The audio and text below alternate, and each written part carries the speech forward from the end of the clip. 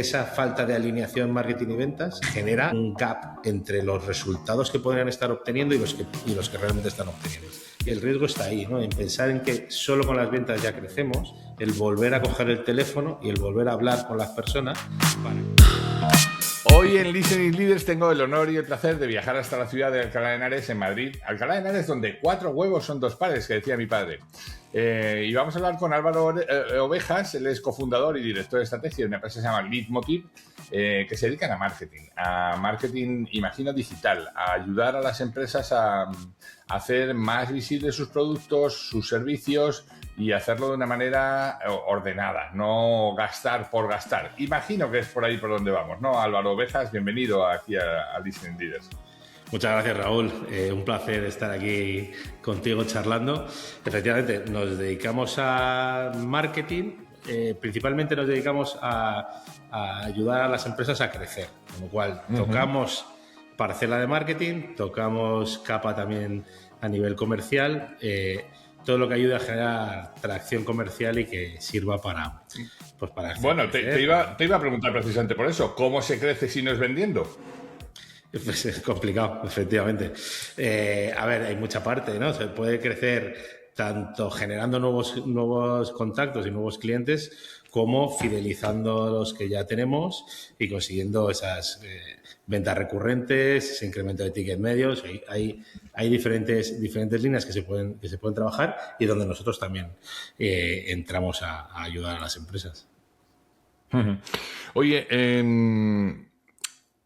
estoy pensando en una empresa que tiene ya marketing, paga a un cuñado que le hace la página web, ha entrado en un CRM gratuito y tiene ahí listados sus clientes, pero no tiene un sistema real de generación de negocio, ¿no? Y está siempre escuchando, leyendo, recibe algunos correos de estos de incrementa tus ventas, pringao, que eres un imbécil y si no lees este email nunca vas a estar en la pomada y te vas a morir, ¿no? Entonces, claro, uno tiene duda y dice, ¿estaré haciendo el idiota? ¿Deberé estar leyendo este tipo de emails? Es más, insultando a mis propios clientes también. A ver, muchas veces lo que se lleva y lo que empiezan a mover es precisamente intentar llamar la atención, ¿no? A ver, cuando una empresa quiere hacer una estrategia real de generar oportunidades y construir un sistema que realmente funcione, hay varios aspectos que tienes que tener en cuenta. Lo primero es aterrizar realmente a quién quiere vender, qué vas a vender y cómo lo vas a vender, ¿no? Y precisamente ahí es donde suele estar el mayor escollo, ¿no? O el principal problema que nos encontramos. ¿Por qué las empresas empiezan a hacer esa web con el sobrino, el cuñado, el conocido, algo generalmente básico y demás, porque parece que es lo que hay que hacer, o se ponen a publicar en Instagram, en LinkedIn, nosotros llamamos como acciones puntuales, ¿no? A disparar sin tener muy claro hacia dónde enfocar, y precisamente es ahí donde está el problema. Cuando ya quieres construir un sistema, cuando tú ya quieres crear algo que genere oportunidades, que se pueda medir, que se pueda escalar, cuando ya está consolidado, lo que necesitas es asentar las bases estratégicas. Cliente ideal al que vamos a llegar, dentro de nuestra propuesta de valor, cómo la modulamos hacia ese cliente ideal, cómo adaptamos esos mensajes, cómo lo vamos a encaminar, y precisamente en ese análisis vamos a poder determinar cuáles son los canales.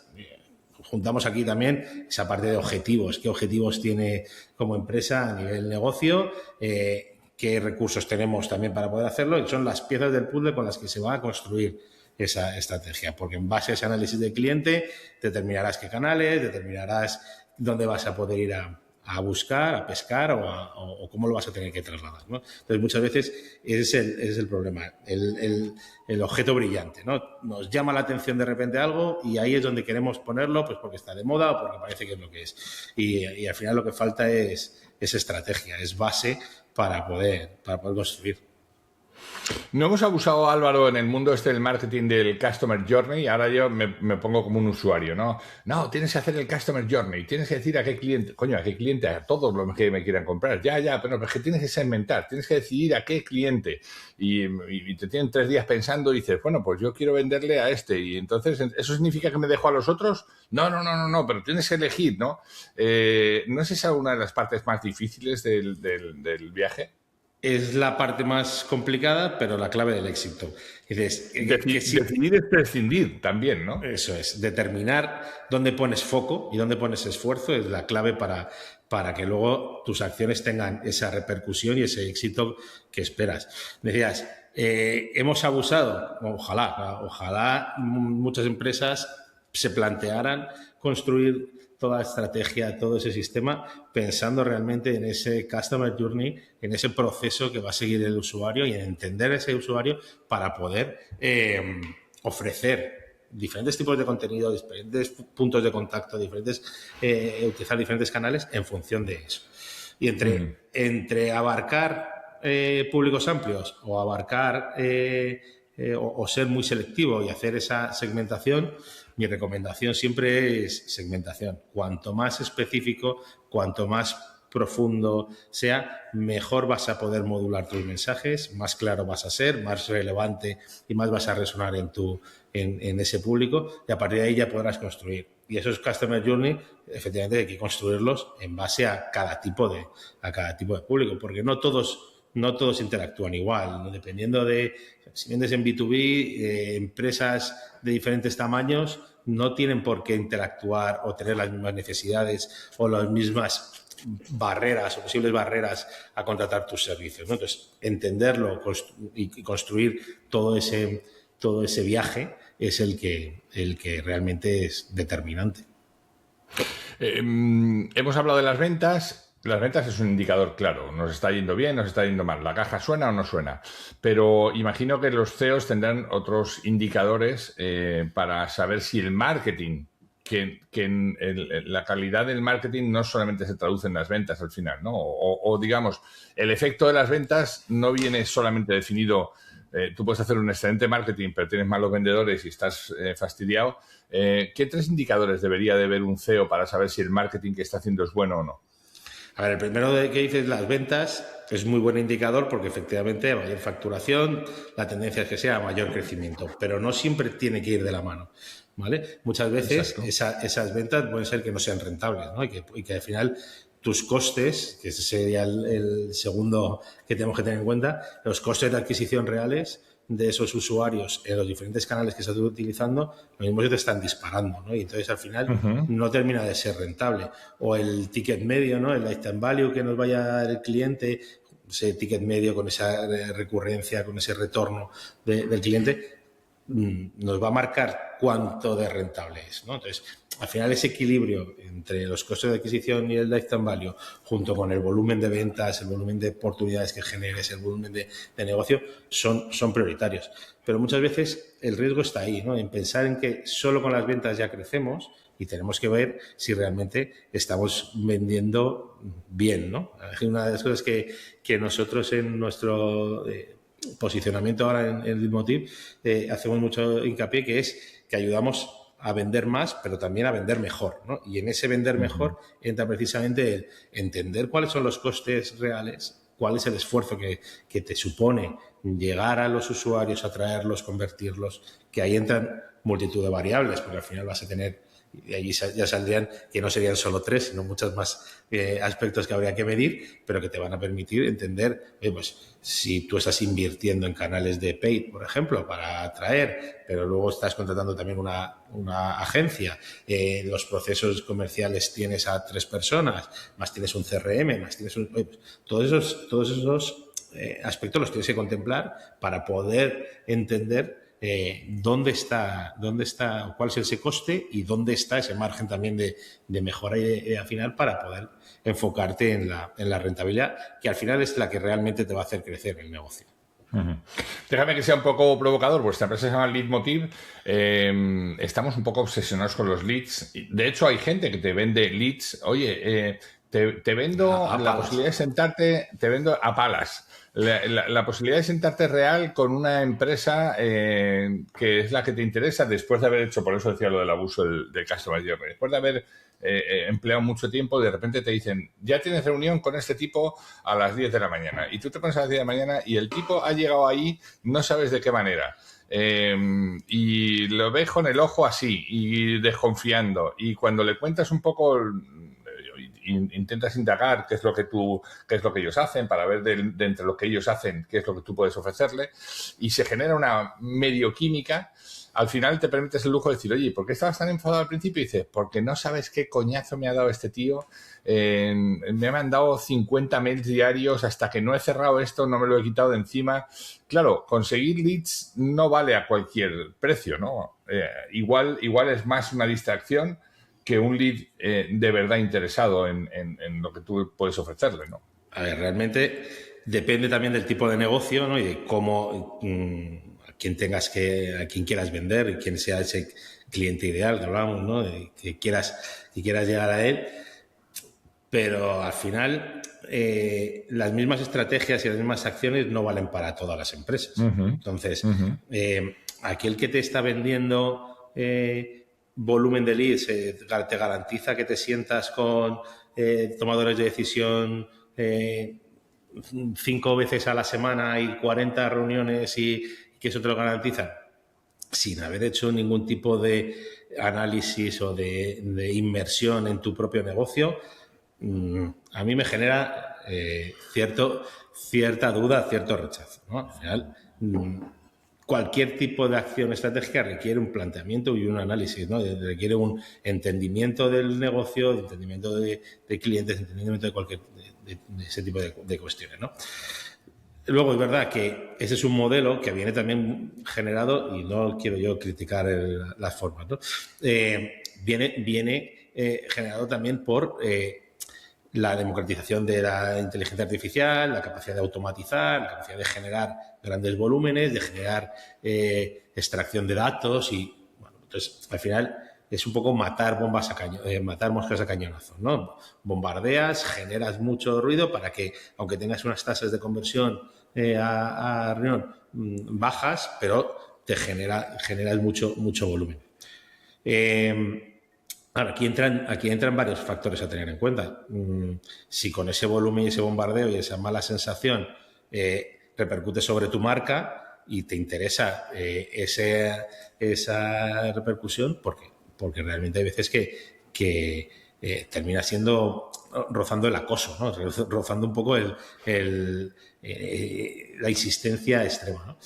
Y nosotros, por ejemplo, que nosotros venimos de ser una agencia, llevamos más de 15 años, pero que hemos ido pivotando también nuestra oferta de servicios precisamente en ese aprendizaje de las necesidades del cliente o de las acciones que realmente han funcionado siempre mejor. Venimos de ser una agencia muy enfocada en inbound marketing, ¿no? Es decir, al final ese mindset, ya no tanto lo voy a llamar estrategia o acciones de inbound, sino ese mindset de no ser intrusivo, ser útil, ser relevante para los usuarios, permitir que sean los usuarios quienes te encuentren y que te puedas atraerles tú desde ese contenido de valor, desde ese aporte, pues es algo que siempre hemos tenido muy a gala y que siempre forma parte de nuestra forma de entender la forma de hacer negocios, ¿no? Entonces, siempre que lo llevamos a los proyectos de los clientes, trasladamos. Entonces, si lo llevamos y lo comparamos con ese modelo más outbound, más de masivo, intrusivo, más general, pues bueno, pues son vías que funcionan y conozco y trabajamos con clientes que lo han utilizado y les ha funcionado, pero a la larga es un canal poco sostenible, ¿no? Un canal que tiene visos de generarte problemas de branding o que en el momento en el que dejas de pagar, dejas de funcionar. Entonces, no forma parte de ese sistema que te vaya a ayudar a ser previsible, a ser rentable, a entender cuándo escalar, cuándo poder dar una marcha más, cuándo reducir. ¿Cuáles son los... déjame que te pregunte, porque hemos hablado de la ejecución final, hemos hablado de los resultados, hemos hablado de la parte de cómo generar estos leads comerciales, pero luego se lo das a un primo hermano que tienes al lado sentado, que es el vendedor, que es el que tiene que hacer algo bueno con eso. ¿Dónde está... ¿Cuáles son las principales consecuencias de que esa conversación con el primo hermano no vayan bien? El principal escollo de todas las empresas, la relación marketing y ventas, ¿no? Ese es el punto principal. Que no todo el mundo lo tiene claro, porque muchas veces esto es de marketing y ventas. No, perdone, son dos familias distintas. El problema es que esto es un equipo de fútbol, ¿no? Y esto es como si el delantero se queja porque el defensa no ha parado, no ha parado el gol, no ha defendido correctamente, y el defensa se queja porque el delantero no mete el gol, ¿no? Pues al final, la clave está precisamente en construir dentro de esa estrategia algo que es conjunto. Marketing y ventas son inseparables, o sea, se necesitan mutuamente. Uno ayuda a generar la marca, a generar la visibilidad, a generar la atracción de los usuarios, y el otro trabaja ese cierre. Si marketing y ventas no determinan qué consideramos un SQL, ¿no? Un lead preparado para la venta, si no tenemos claro cuáles van a ser ese acuerdo o no se firma o no se establece un acuerdo de cuánto tiempo tiene que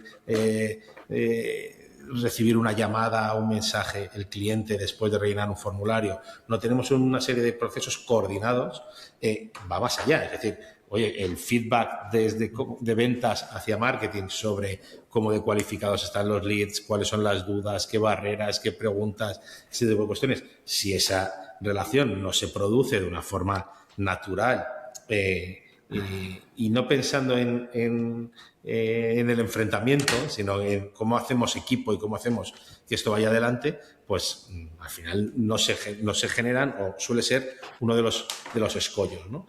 Nosotros vemos mucho precisamente que esa falta de alineación marketing y ventas genera un gap entre los resultados que podrían estar obteniendo y los que realmente están obteniendo. Y es porque desde que un lead, marketing trabaja muy bien la captación y genera oportunidades, y los usuarios llegan a las páginas de aterrizaje, rellenan formularios y se establece el lead. Y ventas, oye, pues cuando ya se sienta tiene la reunión, genera la propuesta, genera tal y cierra muchas ventas. El problema está entre ese formulario y esa reunión. ¿Qué pasa, no? Hay un limbo ahí de quién es propiedad, quién es el responsable de ese punto en ese momento y qué pasa. Oye, pues, si no establecemos claro que desde que se recibe un lead vamos a contestar en 24 o 48 horas, o que a lo mejor, dadas las características de la empresa, tienen que ser en una semana para tener la reunión. Bueno, pues, ¿qué pasa durante ese tiempo? La gente necesita sentirse acompañada. Creo que publicaba, no sé si lo he publicado ya o se publicará dentro de poco, un post precisamente en LinkedIn que hablaba que había leído yo hace tiempo, pero que un poco el ejemplo era ese, ¿no? Es como si tienes una cita desde Tinder, ¿no? Y desde que tú das al match hasta que tienes la cita no vuelves a hablar con esa persona. Cuando llegas allí, eso está más frío que es imposible que surja algo realmente interesante, ¿no? Necesitas generar pues ese conocimiento, cultivar confianza, establecer una relación, porque al final los negocios los hacen personas y necesitas establecer ese one-to-one de una forma lo más humanizada posible, ¿no?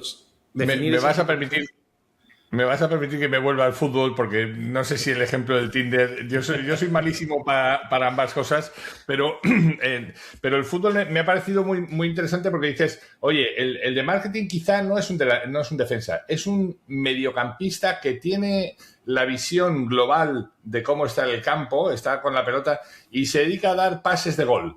Y luego va el delantero, tiene que agarrar ese balón y meterlo dentro. Que no siempre es fácil, pero ya te ha dado un pase de gol. Cuanto mejor sea el pase de gol, más fácil es que llegues. Claro, si no hay marketing, el delantero tiene que irse hasta el centro del campo, intentar agarrar una pelota que le pasen y salir corriendo hasta que llega. Con lo cual hay un desgaste tremendo, ¿no? No sé si ese es un ejemplo bueno, Álvaro. Sí, perfectamente. O sea, al final son dos perfiles diferentes, pero completamente necesarios. Y el delantero le tendrá que decir al centrocampista, no me eches el balón tan fuerte porque no llego. Exacto, O exacto. dámelo por arriba porque me viene mejor, o porque este defensa tiene o cuando este defensa que estamos enfrentando tiene estas carencias, ¿no? Estoy viendo ese tipo de cuestiones. Ese feedback también es súper relevante. Y ese es el que muchas veces no se genera, ¿no? No hay esa participación en ese CRM completo para trasladar la información de un lado y de otro, ¿no? Y que sea completamente bidireccional. Y luego otra cosa es que eso sea recurrente en el tiempo, ¿no? Es decir, que tú aciertes una vez, pues es bueno, está dentro de lo posible, pero claro, el entrenar que los pases vayan bien requiere de mucha conversación, ¿no? Oye, ¿cómo te ha ido luego en la venta? Porque no sé qué hiciste después con esta persona, no sé cómo te fue, ¿no? Entonces, esa retroalimentación entiendo que para marketing es oro, ¿no?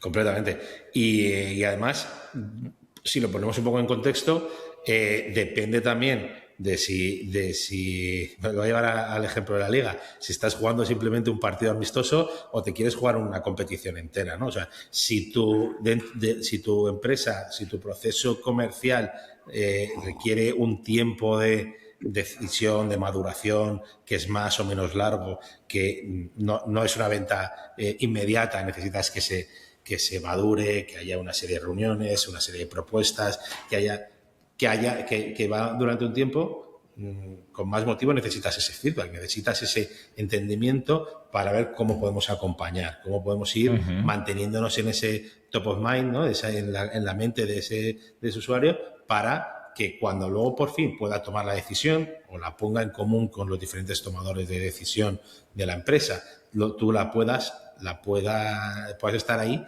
como una opción válida y relevante, ¿no? y que realmente te pueda tener. En ese acompañamiento es otro de los puntos donde falla mucho las empresas. Y ahí sí que tiene mucho sentido o tiene un aporte de valor enorme toda esta democratización de la inteligencia artificial y de la automatización. Nos permite tener también una facilidad para poder llegar al usuario en un momento concreto con diferentes señales que vamos a ir identificando, que es lo que realmente vamos a poder hacer esas estrategias de lead nurturing más avanzadas, ¿no? De cultivo, de mantenimiento, de estar ahí en la mente para que al final, cuando llegue el momento de la toma de decisión, que muchas veces es finales de año porque es cuando ya se acerca el nuevo presupuesto, cuando tal, o principios de año, en función del negocio, que se pueda entrar y se pueda vender de una forma clara el proyecto, ¿no? Déjame que me agarre a la percha esta que me acabas de poner con la IA, porque me parece que vamos a vivir algo que va a ser kafkiano y apasionante a partes iguales. Me explico. De repente yo descubro que la IA me hace unos textos buenísimos. Entonces digo, pues ya está, venga, IA, ponte a mandarme correos, me armo un agente y que entra en mi correo y escríbele a todos estos prospectos con esta secuencia que se me han ocurrido, ¿no? Y el cliente dice, joder, macho, ¿cómo puedo estar quitándome a estos pesados?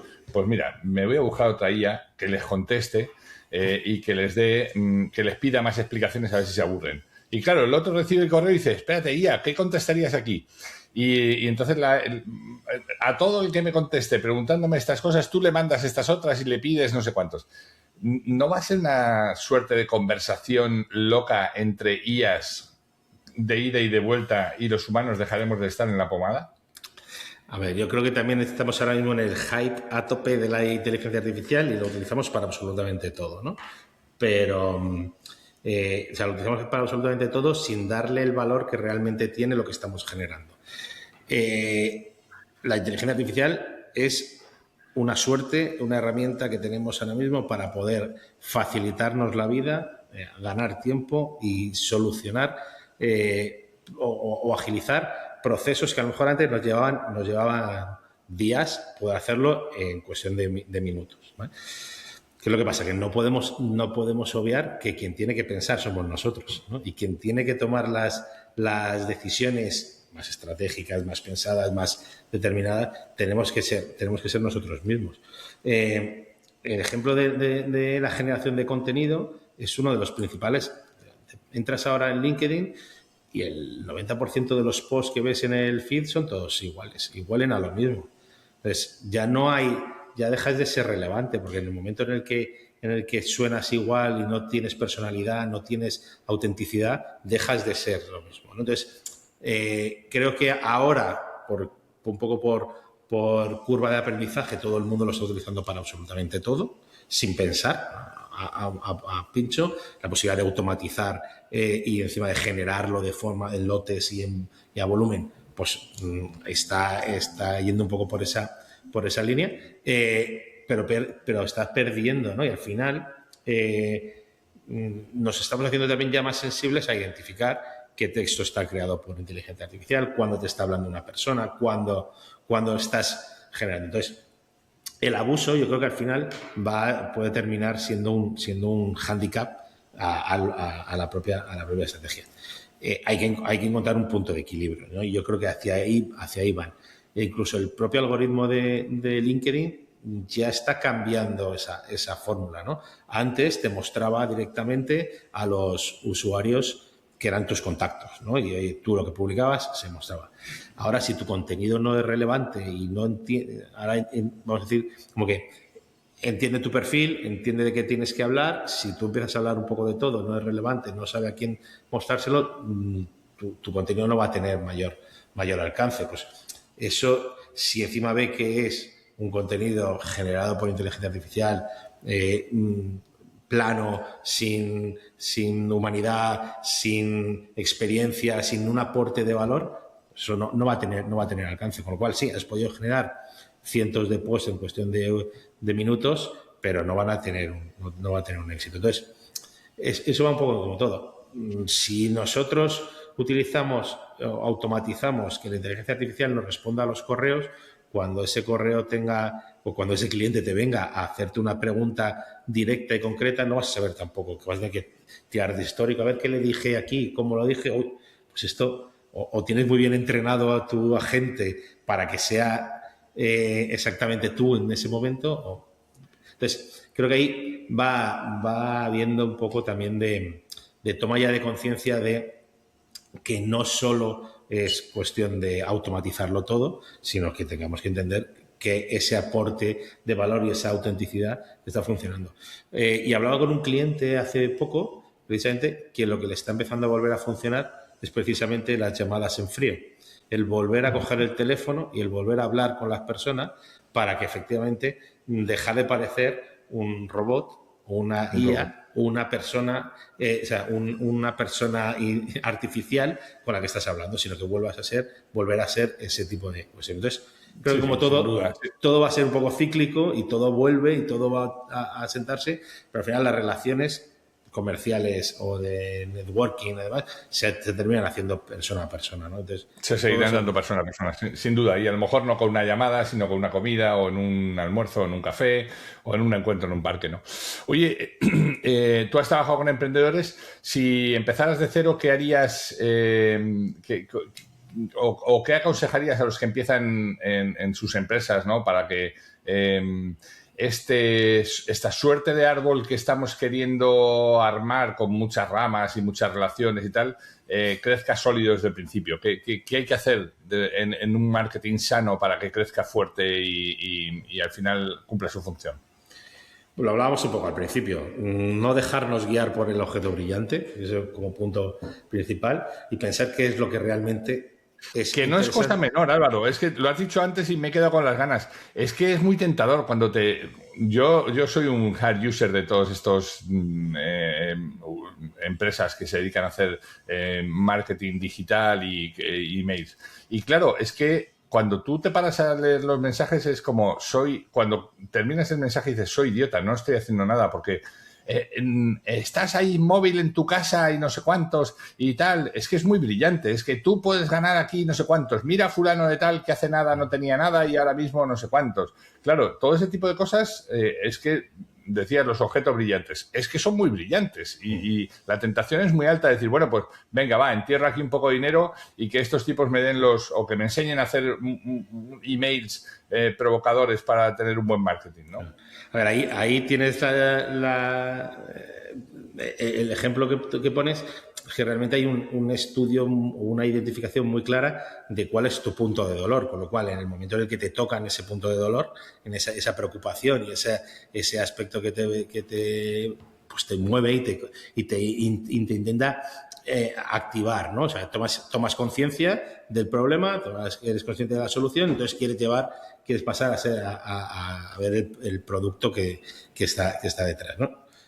Al final, no todo vale para todo el mundo, ¿vale? Ni una agencia de marketing digital tiene por qué estar generando contenido en TikTok porque quiera llegar. Al final, depende del tipo de público, el tipo de expertise, posicionamiento y demás que quieras hacer, te va a hacer falta una serie de cosas u otras. Pero sí que hablando un poco con el tema de lo que decíamos, de ese punto de dolor, es que para poder construir ese marketing en un modelo, o sea, en una empresa que estés construyendo actualmente, poder construir ese marketing que realmente sea sano y que te vaya a generar un sistema que sea escalable, predecible, etcétera. Lo primero que tienes que hacer es ese entendimiento del cliente, ese entendimiento de tu cliente ideal, esas preocupaciones, esa empatía con él para poder saber cómo le puedes tocar y cómo tienes que tocarlo.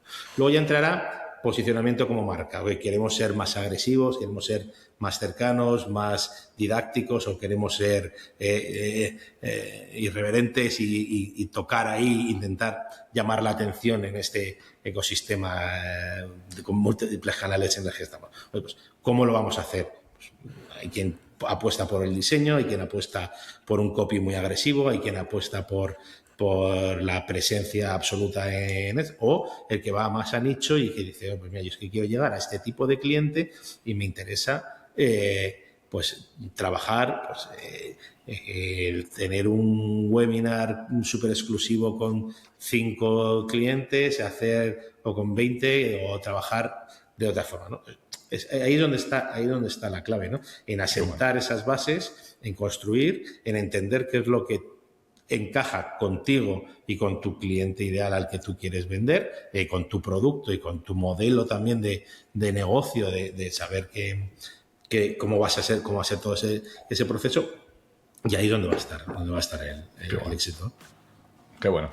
Álvaro Ovejas, cofundador y director de estrategia de Leitmotiv, ha sido un placer charlar de estos temas que están en la agenda de todos los directivos, ¿quién no quiere vender más? Que están en la agenda de todas las pymes, ¿quién no quiere vender más? Y sobre todo, que es tan necesario en un mundo en donde hay tanto ruido y tanta oferta que ponerse en manos de expertos que te digan, espera, para ti en concreto lo que mejor te va a funcionar es esto.